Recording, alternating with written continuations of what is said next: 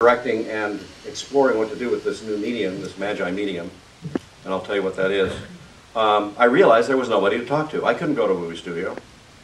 I couldn't even get in the front door. They don't know what I'm talking about. I couldn't show them a demonstration, say, this is what I'm talking about. The answer would have been no, I'm certain of it. I didn't even try. I've been there before. I was in the movie business for many, many years. I know how they work. I know how they think. I'm not trying to be derogatory about it, but I'm just saying the reality is the reality.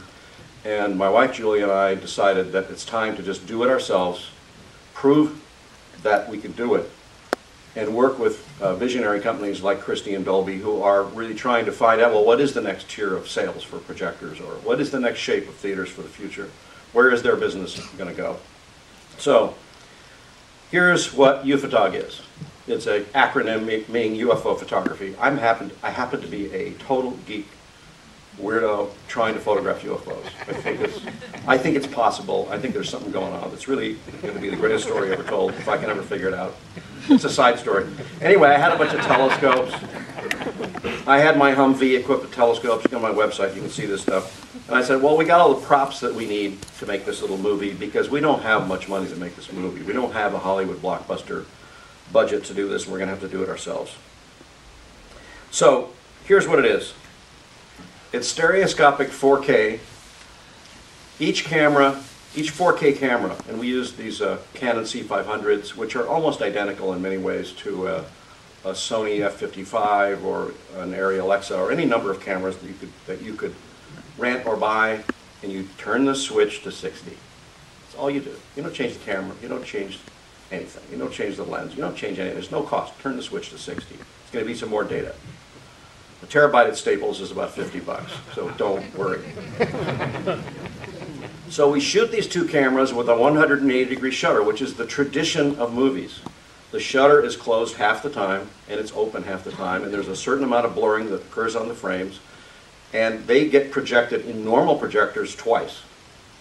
Every movie you've seen in your entire lifetime, including this, maybe it's worse for this, but a regular 35mm movie, the Lumiere brothers discovered the double-bladed shutter, so you shoot at 24, but you project at 48. That was the beginning of the end for what I call temporal continuity of motion. It just doesn't exist and has not existed in our industry ever, except briefly for ShowScan. So you take the two cameras, 60 and 60, and you put the shutters out of phase. So while this shutter's open, this shutter's closed, and they're going like this. So whatever happens in front of the camera, you capture 100% of it, not 50% of it, 100% of it. And by doing the cadence, we call it, you're actually capturing 120 positions of motion of anything that happens in front of the camera, not 60. So you're getting 120 for the price of 60. There's nothing different. The key to it and the elegant part of it is that this projector and virtually every 3D projector you've ever seen, movie you've seen in 3D is projected with a single projector, except in the few IMAX large screen theaters. A single projector is going to alternate left eye, right eye, left eye, right eye. All we did said, let's just shoot exactly the way it's going to get projected. Then it's all going to come out smooth. All the blurring, all the strobing, all these weird artifacts are going to go away.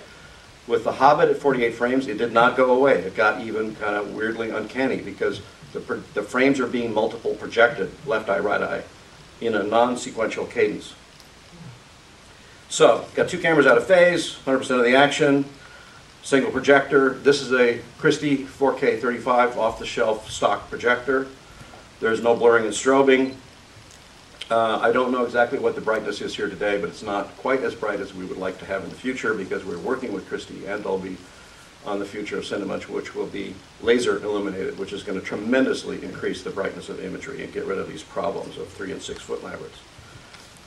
I like an average field of view of about 60 degrees. So if I was sitting in the middle seat in this theater and I held my arms out to 60 degrees, which any of you are welcome to do, this ain't it. This is one of the greatest theaters in the world, but this is not it. If you go to an IMAX theater, it's more it. The ratio of the depth and width and screen size in an IMAX theater is more better. So I'm trying to get in that. I was with IMAX. I know all about it intimately, and I know what these things are, and I know that in the world of flight simulation, if you want a pilot to feel like he's absolutely in it, you got to get out to, 90, 100 degrees, more.